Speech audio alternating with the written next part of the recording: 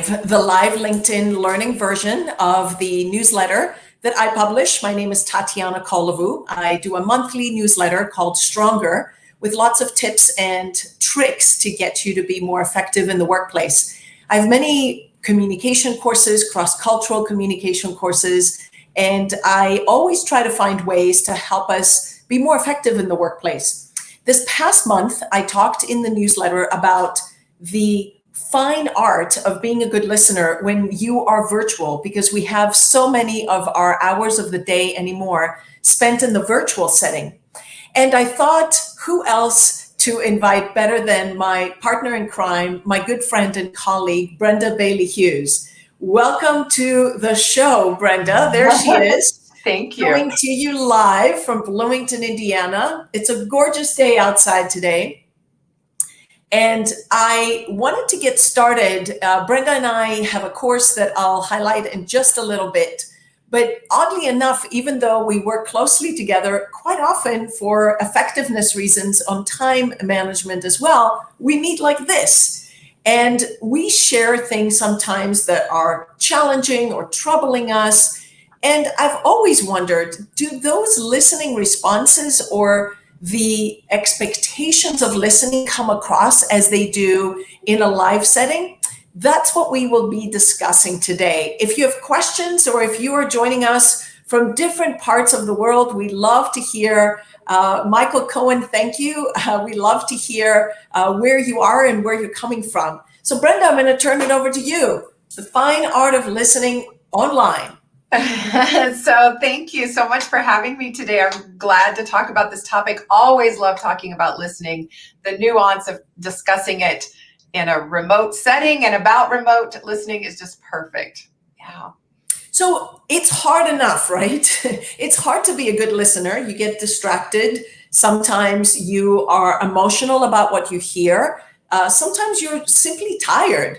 What happens and what changes when we do this listening in a virtual setting? Yeah, I think there are at least three things that make it distinctly harder to listen virtually or remotely. I think the first one is literally the physical sound. So, how many times do you have to say, "Oh, will you please mute?" or "Will you unmute?" when someone's trying to talk and or I can't hear. Exactly, or the internet bleeps. And you're getting every word, just the physical sound, the audio. And Julian Treasure has some great TED Talks that connect us to this, how much audio sound affects our health and our performance and our social well-being. So, I think that's a part of it is when we're face to face, there might be some background noise, but it is nothing like we've experienced working remotely. So that's the first one. Yeah, Brenda just mentioned Julian Treasure, and look him up. He does a great TED Talk. In fact, it's very well organized, and we assign it in our courses for our students who need to kind of see a good idea pitch in the TED scene. I want to say hey to Trish. She is from Bloomington. I know who you are, and I haven't seen you in a while, girl. So thanks for jumping in. We've got some other people from Indiana. We're going for South Carolina and Texas and Georgia and Louisiana. I'm waiting for my international friends to join in. I don't know if they're sleeping or not. Dean Carroll, always a supporter. Thank you. So Brenda, okay, so the so that's one of that's one of the yes. I think it's harder. I think another way is that we lose all of the context cues so many of the context cues that we're used to using intuitively or intentionally to read a room. So when I walk into a room, I pay attention to who's sitting next to whom, because that kind of tells me about alliances. I noticed who's taken the head of the table. That tells me about power. I notice body language, who's tapping their foot when we talk about a certain subject, that's showing some nervousness or some anxiety around it. Now I get context cues from here to here, and that's it. So I just don't feel as though as a listener, it's just like, it's so many of my cues, so many of my reads have been stripped away from me. Have you noticed this as well? It's exhausting. And you have to look at the Brady Bunch set as well. I'm not looking in the eyes of one person. It's all these people, and you're trying to decipher that. And at times, if lighting is bad, if they're right behind a window and they have the halo effect. There's just so many distracting things that make listening so much more difficult. Absolutely. In a big meeting, you mentioned watching the Brady Bunch tiles. In a big meeting, you can scan a room face to face. Now I have to click to another screen even to see everybody. So I can't even do sort of that global check. So definitely functioning without my context cues has been a huge thing that makes remote listening a lot harder. And then the third one that I wanted to mention is just this idea that it is so much easier to be distracted as a listener when you're remote. I mean, already the Professional Convention Management Association, which is like a professional organization for meeting planners, even before remote work, they had said that when people are attending meetings, like 81% of them check email during the meeting, 48% will step out to take a call, 35% text during meetings, 28% in live meetings, right? In live meetings, 28%, get this, are surfing or even shopping online. This was live. And those are some of our students. If I know, right? Too boring, that's it. They go on Amazon. And it's so much worse now that we're working remotely. I mean, I pride myself in being a fairly good listener, but I've been tempted to check the text and the emails in some meetings that I would never have done that face to face. So it's just the distraction factor. I see your door is closed. I made the mistake at times. I have important meetings. The cat, I hear, and I thought, oh no, she's going to jump on my lap. And you see a lot of those funny videos that come through when there's, the butt of the cat that comes along. Right. So, all right, how we always say, let's control what we can control. Right. How much of that, if you are the speaker in a meeting and it's a high stakes meeting, how do you can't control what people are going to do. You obviously control how you react to it. Before I say anything, I want to shout out, we got several of my friends coming in from Brazil and Italy. So the international stepped up. We got You knew they'd show. Hawaii and New Zealand. Lisa, what time is it in New Zealand? I love that. So wonderful representation. I've got to make sure here and give the shout outs. Love it. So we control what we can control. What do you do? Well, I think we think about listening responses, right? So you and I have some fun. We get playful about our listening responses in that listening video that the course that we have on LinkedIn. But I think that paraphrasing is just this incredibly underutilized skill. I think it's important because it shows somebody that you're having a conversation with online that you were listening. And that's even more important online because we're also distracted. We know listening is hard. So to show that evidence that, hey, I'm hearing you, I'm paraphrasing you is really important. Sure. But I also think that it holds us accountable. If I know I'm going to paraphrase you when you're done talking, I have to stay tuned in, right? It keeps my feet to the fire a little. Yeah. I don't know if you ever do this. I sometimes will say, let me take some notes. And so I'll kind of flag this around so you don't think that I'm here. I think that's really important. Texting on my phone, right? And it's not as distracting. Make that notebook real visible and even announce wave it through as I'm taking notes, and then you can put it down. So at least you can signal that you're not painting your nails or doing texting or whatever it may be. Someone said, one of our listeners said, are you intentionally having the clock move behind you? Because now they're getting distracted. Oh, and here's another distraction. She announced that I'm in Bloomington, Indiana. So people start doing the math. They're like, that's not Eastern time. It's not 2:10 there. It's 3:10. And that's because I don't know how to change the clock. So every time we go to daylight savings, I'm just on the wrong time zone. It's a listening distraction test. It's a distraction because the time is off and the thing is moving. Exactly. But that also shows you that your environment where I am now, if I have a bird that hits the window in the back here, I'm not in my office, but if something is different, it's very difficult to listen. So do you ever how do I structure this? Would you ever, let me see here, if I know I'm being distracted, do I ever bring you so I can just focus on one person and I don't focus just on you? Or do I even take my face away so that doesn't distract me particularly? Are there any tips and tricks that we use? I know I tell our students to we've learned this from LinkedIn videos, filming at home, have some dimension in the back. So you have a little bit of a warmer background, have good lighting, and be able to yourself not be distracted, not looking into an open space that takes your attention away. Anything else that you can think of? Yeah, no, I love that idea of if you're the host of the meeting and you can recommend to the host to pin the speaker, to make just the speaker visible. I think that's helpful. Although I do think having our cameras on, even if you go to hide self view, which is an available feature in many of our video conferencing options, that getting rid of the self view is helpful in that it reduces that fatigue, that video conference fatigue. It's also helpful because then I'm not distracted by my own visual. I can really get back to paying attention to other people's nonverbals, what little bit of nonverbals we get, at least I've got it and I can read it. But I think having that camera on, even if I'm not watching myself, is a way, again, to keep ourselves engaged. If I know other people can see me, I'm less likely to be checking the text, checking the email, because I'm on a little bit, right? It's accountability, right? Yeah. So I think keep the cameras on is really Our important. friend Michelle said, have facilitators. You texted me before we started and you said that we have our beloved company, I won't name them, that we do a lot of training for. And I know isn't it so difficult to listen to questions because some of them come through audio, some of them are in the chat. You use Slido, you mentioned that, you loved it. We don't get commission from them, but it's a great tool. But it's you have to maybe have someone that says, oh, there's a question in the chat that says that, because it's a larger group. It's also very hard to listen.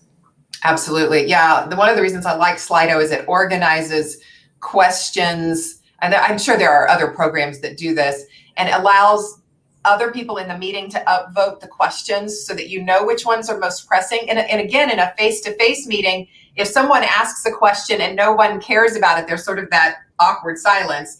If someone asks the question and everybody's intrigued by it, they're like, yeah, and you know then as a meeting facilitator, kind of which questions should I gravitate towards? And we lose those cues, but upvoting allows people to still do that. And then it puts that question at the top of the Q&A list so you can just zoom right in on it.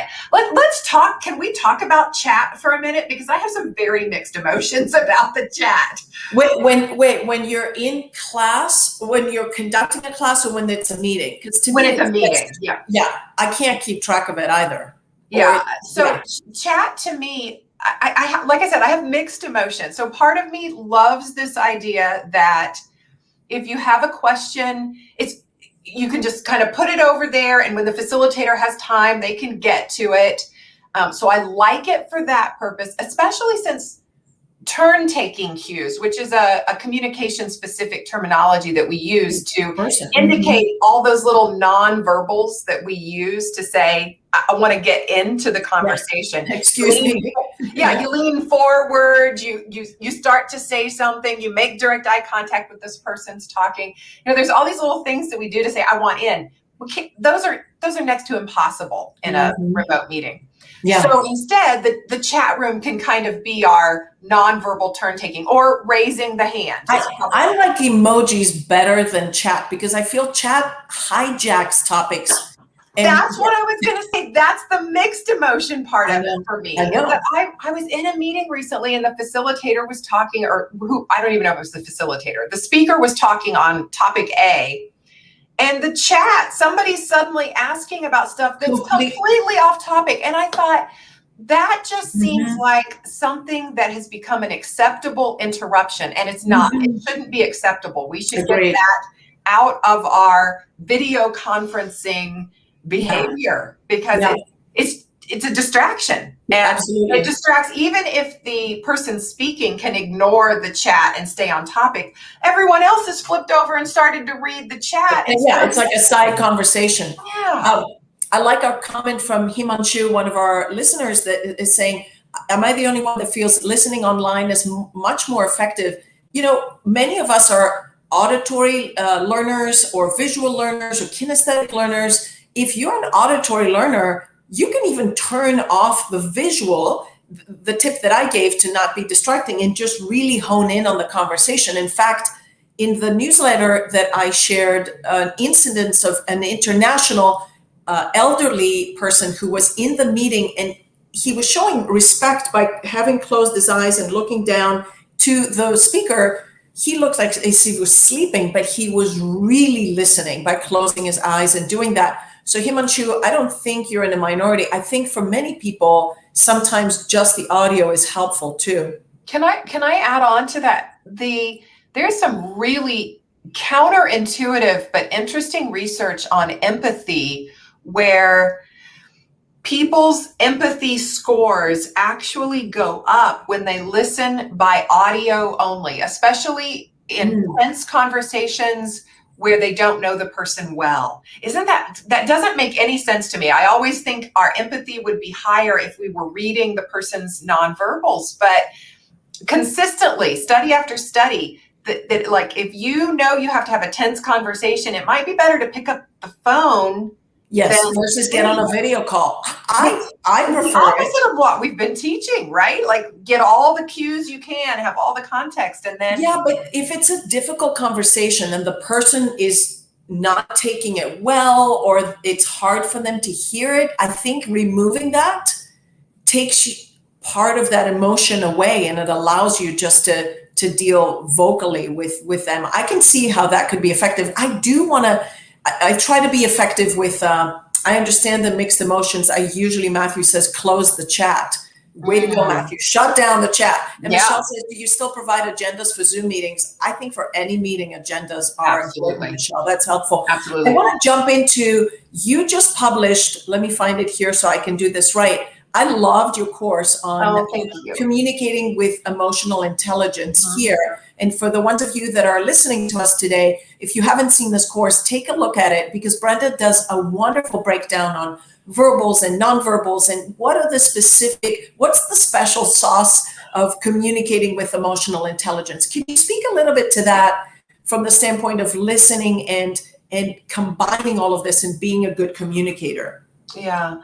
I think the empathy piece is interesting because empathy is one of the emotional intelligence competencies. You've got self-awareness, self-management, empathy, or other-centeredness, and relationship management. So when we think about how can I bring empathy into my listening, and we know that maybe it's audio only, but I think another piece of empathy that's really important, and not specifically to remote, but just because anytime we need to listen with empathy, perhaps our greatest asset is assuming positive intent. And so one of the stories that I tell, you've watched the class, so you know this is in there, but I'm going to tell it again because Tatiana was involved in this. Tatiana and a colleague and I were standing in the hallway of the building we all teach in, and we were all three late for a meeting with each other because we couldn't park. And so the complaining about parking starts. Now, any of you who have much experience on college campuses know that parking's always kind of dreadful, but it was particularly bad this day. And the complaining, was, why did they close down the parking lot? You like to complain about parking, yes. On the surface lot at the same time. What were they trying to do to us? Blah, blah, blah. Why did they, and it was sort of this assumption that someone had been either careless or had ill intent to ruin our days.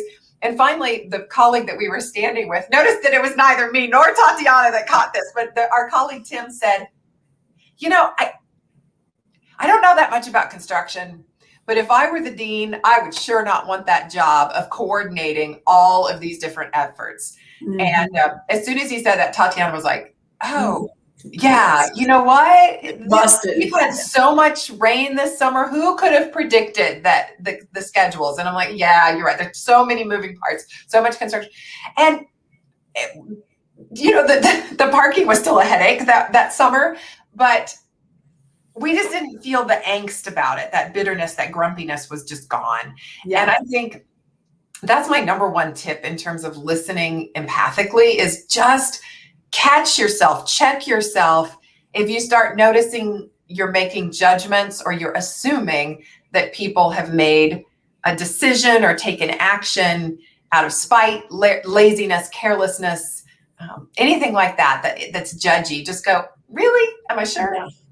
or the camaraderie that complaining sometimes brings. It's good to just say, hey, I don't think anyone intended that. I think in that conversation, he said, do you think the dean woke up this morning and thought, let me mess up the parking for all the faculty coming in? So absolutely.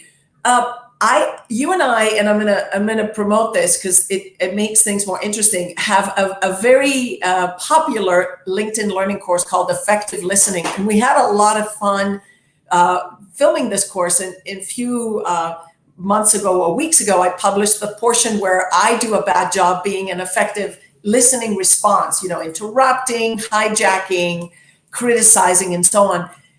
So if our learners today haven't seen that, you should check it out. But what would you say if LinkedIn came to us today and said, can you add a section on virtual listening? What would it be? What would we put together? Of course, we would demonstrate a lot of it, right? Right. Yeah. But by the way, one of the common responses that she didn't mention there, but that I think is the most common one, the one really catch yourselves on, is recommending when recommendation wasn't asked. So, I know we all do. And it's almost like I have a clock fixer that I can recommend to you. He'll come to your house. My clock is fine. Yes. The most fun time of the year. Oh my goodness. So there you go.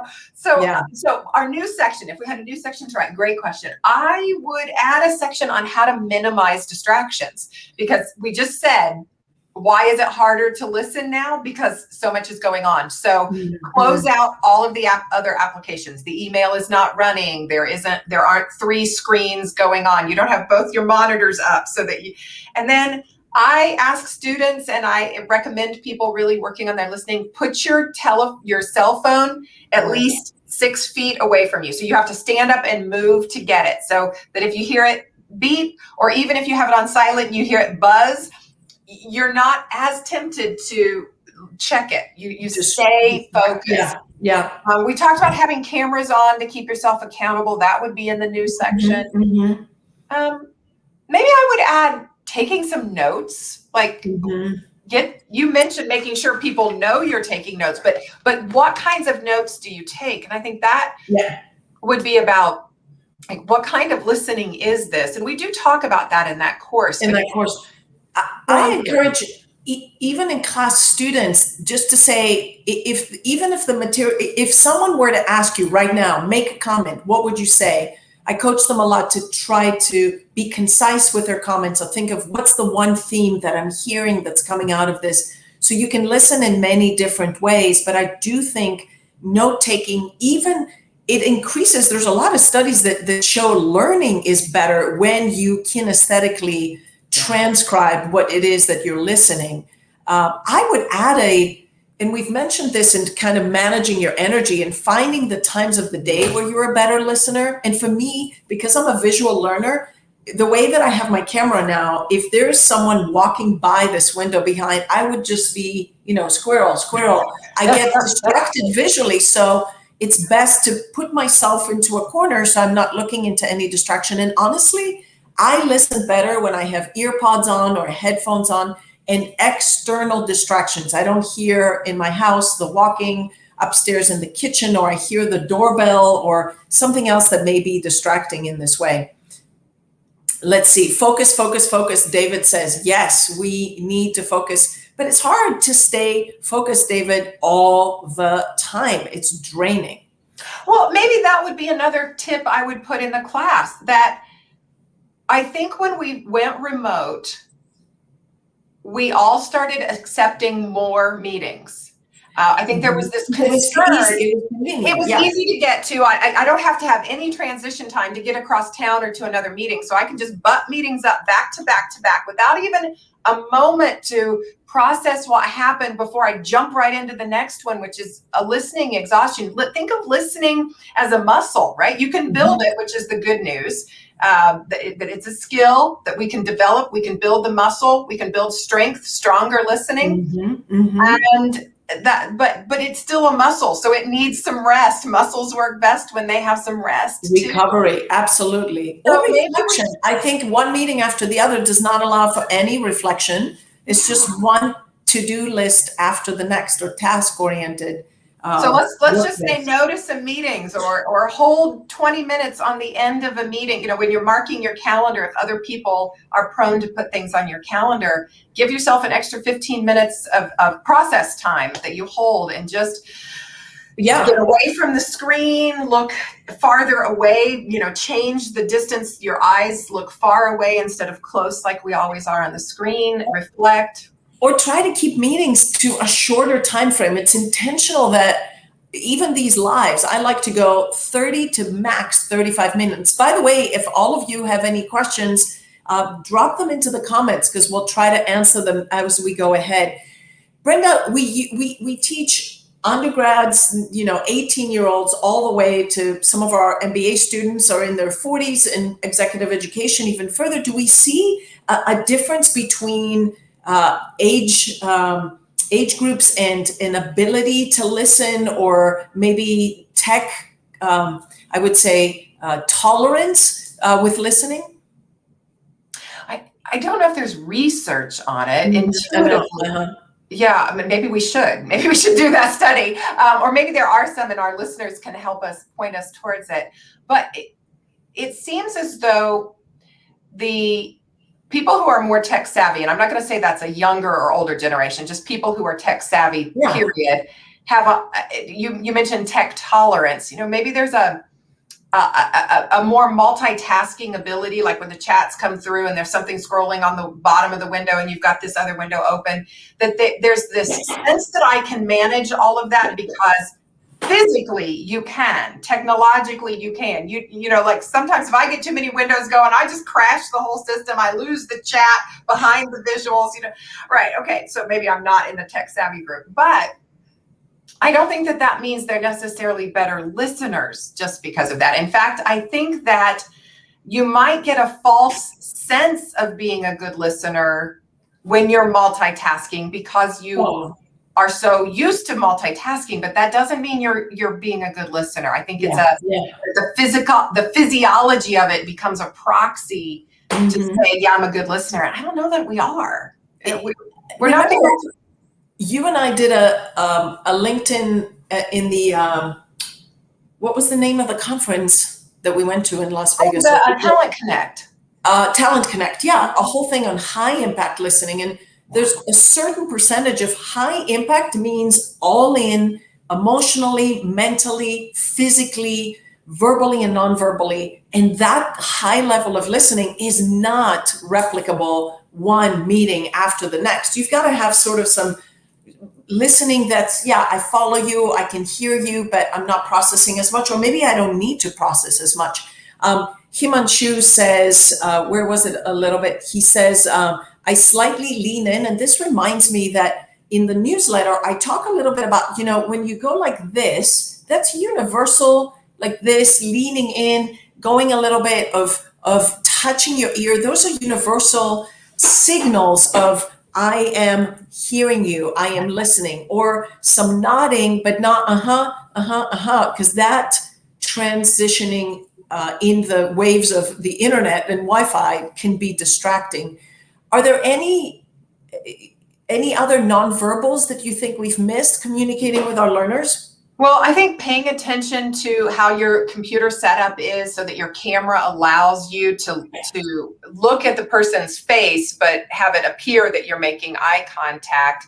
Obviously be really cautious with your dual monitors, so that you're not, really looking up, because there's right? So not only do you lose the face and eye contact then, but you really want to speak to someone heart to heart. The leaning in is a sign of, I'm listening, I'm really listening. Universal, absolutely. Universal listening, absolutely. It is kind of interesting, though, that we talk a lot about, boy, I'm really going to get us on a tangent here, Tatiana. How are we doing on time? So sometimes we need to send cues to people that we're in a powerful position, we're strong, we're credible, we're competent. And sometimes we need to send cues that say, I'm friendly, I'm listening, I'm warm. And if you can gauge, so that leaning in is a very, I'm friendly, I'm warm. Leaning back is more, I'm listening, but I'm a powerful listener. So Mhm. which does the relationship and the conversation that you're having demand, and then kind of listen with those appropriate cues? I That find should be that a whole LinkedIn live. We got I to do know it. And if you know the person, I think it's different than if you don't know the person, because you don't want them to misinterpret you. And that's why I find many times when I've never met a person and I meet them online, I'd like to spend a little time to sort of get a sense, so there's no surprises when we do a live or we're on a call, and it really goes much easier. I just lately did a iPad, not an iPad, a podcast with Barry Kiprick on different issues of communication. We hit it off so well. I'd spent 3 other times talking to him on the phone, but I felt like I knew him and it was easier. A few other things, and I think you mentioned this in your Communicating with Emotional Intelligence course, Brenda, how if you tell me something that's difficult for you to communicate, I need to, just like I would do this face to face, I don't need to just, to be taking notes. I need to reflect probably even more in this setting versus face to face, because I may have my shoulder towards you, there may be others. So definitely demonstrating that I'm listening, or you share something exciting and I show that in my face without being distracting. Yeah, that matching of the nonverbal to what the content is so important. Yeah. Probably even more important when we are in a virtual setting too. Let me see here. Someone says, David, we need to refresh and re-energize. Back-to-back meetings is craziness. Block your you time. You need a technology break. And Trish says, you may need a passing period or a biology break, as we like to call it. So be mindful of, or I like the idea of, we're sharing some things in this next meeting that are going to take a lot of processing, because a lot of people need more time. So share the topics beforehand so people can think about it, and then allow the time. It's very hard to listen when one thing is coming in after the other, and they're all high impact listening types of activities. Any parting words, Brenda, on the whole topic of listening in the virtual world, on the online set? Oh my goodness. Just like I said, I think my parting words would be, I love this theme that has kind of emerged. It seems to have really resonated with us, that we've got to build some time in to rest the listening muscle, and to remember that it is a muscle. So it is a skill set that you can build. You can get better at listening, and you're probably already good at it. That's probably what drew you to this. And that's great. Let's leverage your strength by getting even better at listening. Build that muscle with some of the tips you heard today, or some of the reading or viewing that you do. I am so happy that we could spare a little time and chat more about this. Maybe we need to outline the virtual listening version of our course, and dive into that and do a lot of it online, possibly too. Brenda, thank you so much for your time. We'll talk again soon. Everyone, thank you so much for attending. It was great to have you participate from all over the globe. It's always an honor. If you haven't signed up for Stronger, the newsletter that comes out once a month, next week or next month, I'll be talking about difficult topics of conversation and chatting with a couple of colleagues that have LinkedIn courses on that.